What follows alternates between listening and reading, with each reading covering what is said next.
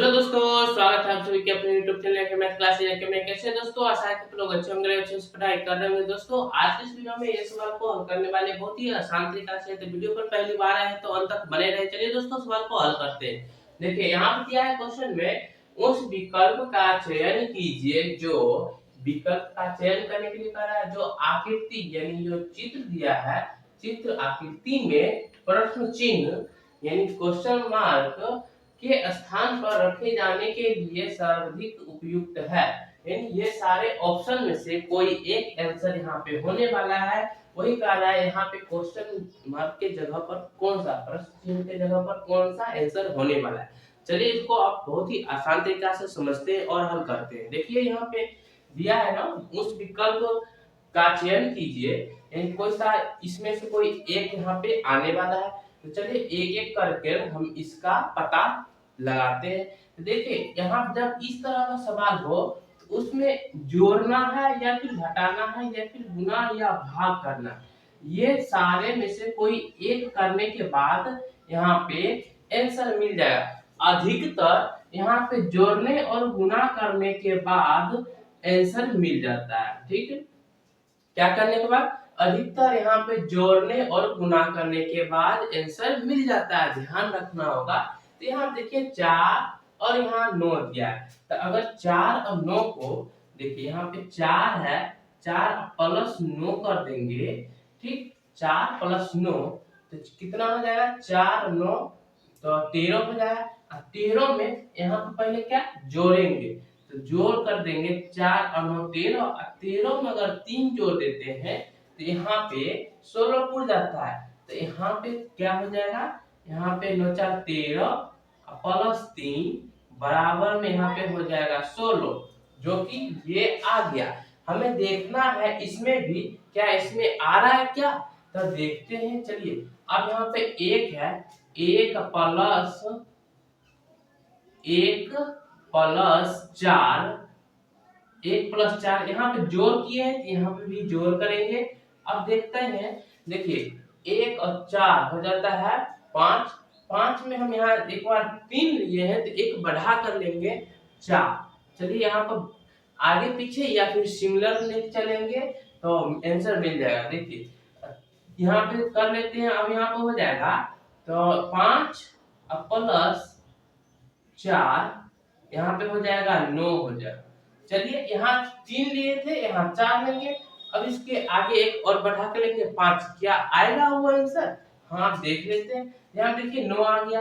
अब उस अगर ये नहीं आता तो हम घटाव करके देखते हैं, घटाव नहीं होता तो गुना करके देख लेते हैं, गुना भी नहीं होता तो हम भाग करके देख लेते हैं। लेकिन यहाँ पे जोड़ में ही यहाँ पे आंसर आ रहा है। ठीक है, अब देखते हैं यहाँ पे 9 प्लस 5। आप यहाँ पे अगर हम यहाँ पे जोड़े हैं, यहाँ पे भी जोड़े हैं, यहाँ पे भी जोड़ करेंगे।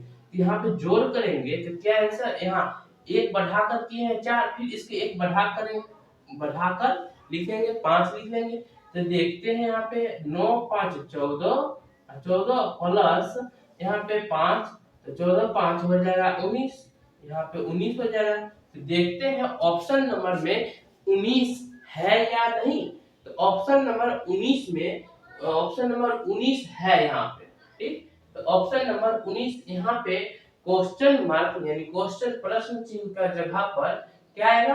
यहाँ पे 19 आ जाएगा, यहाँ पे 19 आने वाला है। चलिए इसी तरह हम अलग अलग तरीका से बना के प्रयास करेंगे। तो ये सवाल जब भी दिखे परीक्षा में पूछा जाता है ये सवाल को। तो अगर परीक्षा में दिख जाए तो कैसे बनाना है? पहले जोड़ करना है, फिर घटाव करना है, फिर गुना, फिर भाग करके देख लेंगे। अगर नहीं होगा तो फिर गुना घटा करेंगे, घटाव भी नहीं होगा तो गुना करके देख लेंगे, गुना नहीं तो भाग करके देख लेंगे। चलिए इसका आंसर हो जाएगा 19 हो जाएगा। तो ऑप्शन नंबर सी में इसका आंसर हो जाएगा। चलिए इसी तरह एक और सवाल को देखते हैं और उसको भी हल करते हैं। देखिए दोस्तों ये सवाल, अब ये सवाल को कैसे हल करते हैं देखिए। बहुत ही आसान तरीका से समझते हैं। चलिए देखिए, उस विकल्प का चयन कीजिए। इसमें विकल्प का चयन करने के लिए कह रहा है, जो आकृति यानी जो चित्र दिया है उसमें प्रश्न चिन्ह यानी क्वेश्चन मार्क दिया है यहाँ पे, और स्थान पर रखे जाने के लिए सर्वोत्तम उपयुक्त है। सब में से कोई एक आंसर आने वाला है। बहुत ही आसान तरीका से समझते हैं। देखिए ए नंबर में दिया है 36, बी नंबर में 72, सी नंबर में 90, डी नंबर में 80 दिया है। ये सब में से कोई एक आने वाला है। चलिए यहाँ पे हल कर लेते हैं, एक एक करके देख लेंगे बहुत ही आसान तरीका से।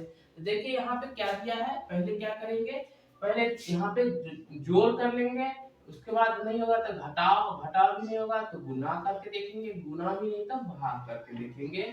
ये सब में से कोई एक करते करते आंसर निकाल लेंगे। तो अधिकतर जोड़ करने के बाद गुना किया जाता है या फिर जोड़ करने के बाद फिर जोड़ ही किया जाता है। तो ये याद रखना है, ठीक है। देखिए यहाँ पे 4, 9 और यहाँ 6 दिया है, तो ये बीच में 38 दिया है। तो क्या हम इसको 4 प्लस 9 प्लस 6 करेंगे तो कितना हो जाता है, तो 9 6 15 4 19, 19 में अगर हम 2 जोड़ देते हैं 19 और 2 21 हो जाता है। लेकिन यहाँ पर जोड़ करने के यहाँ पर 38 पुराना है किसी भी हाल में। अगर जोड़ हटा के यहाँ पे हम अगर गुना का चिन्ह दे देते हैं, गुना का चिन्ह, तो यहाँ पे कितना हो जाएगा, तो 9 6 15 4 19, 19 गुने 2, देखिए यहाँ पे 19 हो जाएगा, 19 गुना 2 कितना हो जाएगा, 19 गुना 38। चलिए इसको गुना करने के बाद यहाँ पे 38 आ गया बीच में, देखिए इस त्रिभुज के बीच में 38 आ गया, यानी कि इस प्रोसेस से बनाना है और आंसर निकल जाएगा। अब चलते हैं क्या इसमें फॉलो हो रहा है, तो चलिए इसको कर लेते हैं 8 प्लस 11 प्लस 9, अब ब्रैकेट में गुना यहाँ पे किए तो गुना करके एक बार देख लेंगे, गुना करके देखेंगे। अगर गुना करने के बाद आंसर आ जाता है 56 तो सही है, इसमें भी उसी तरह करेंगे।